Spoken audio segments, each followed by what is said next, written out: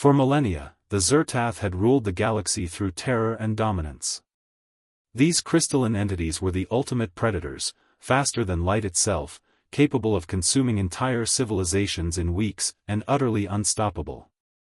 Every species in known space lived under their shadow, paying tribute and sacrificing resources to stay alive.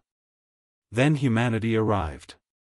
Earth had developed quietly, hidden behind a radiation-dense nebula that masked their emergence into galactic society. When humans finally made contact, established trade routes, and built their first interstellar colonies, the Zertath noticed. They saw a new species. A new food source. A new dominion to conquer.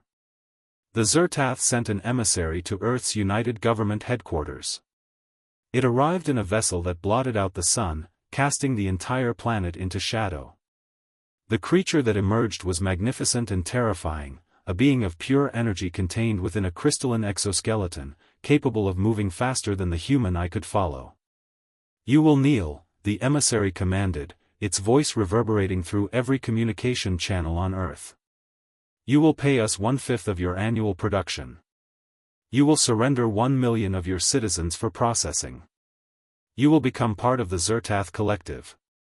Humanity's response came from a single source, President Sarah Chen, speaking calmly into a microphone from the United Government building. "No," she said simply.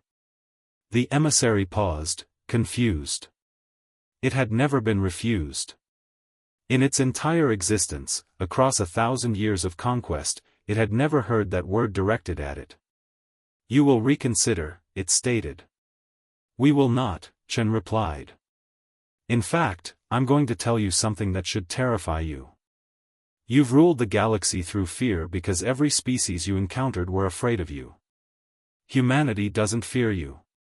We fear extinction. We fear losing our children. We fear failure.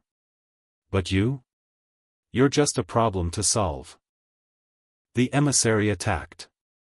It moved with impossible speed, but humanity had one advantage the Zertath had never encountered: collective intelligence. Every human military strategist, every physicist, every tactical mind on Earth had been preparing for this moment since contact was made. Earth's defenses didn't try to match the Zertath's speed. Instead, they anticipated it. Weapons fired from predetermined positions. Energy shields activated in calculated sequences. The creature found itself not in open combat, but in a web of carefully orchestrated opposition. It was like trying to fight 10,000 opponents who all knew exactly what you would do before you did it. But the real victory came from an unexpected source.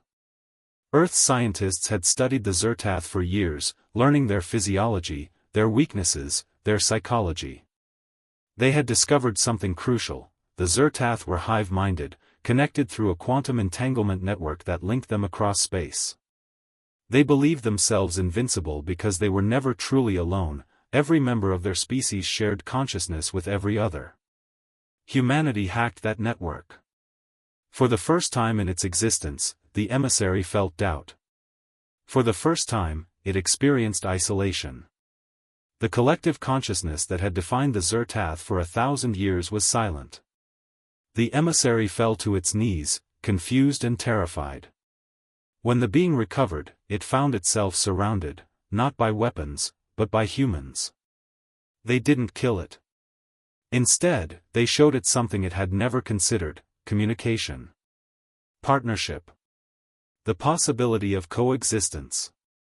The emissary transmitted what it had experienced back through the Zertath collective network, now freed from human interference. It shared the revelation that humanity had achieved something unprecedented: they had made the Zertath understand they were not invincible. The response from the Zertath High Council was unprecedented. Instead of ordering annihilation, they requested dialogue. Within months, representatives from the Zertath and humanity sat at a negotiating table. The apex predators of the galaxy found themselves treating with equals, perhaps, in some ways, their superiors in strategic thinking. President Chen spoke to the Zertath delegation with quiet authority. "We're not here to dominate you. We're here to establish that the age of conquest is over. The galaxy will be governed by law, not fear. By cooperation, not subjugation. And if you can't accept that, we will make you accept it. The Zertath, for the first time in 1,000 years, understood what it meant to face something they could not destroy.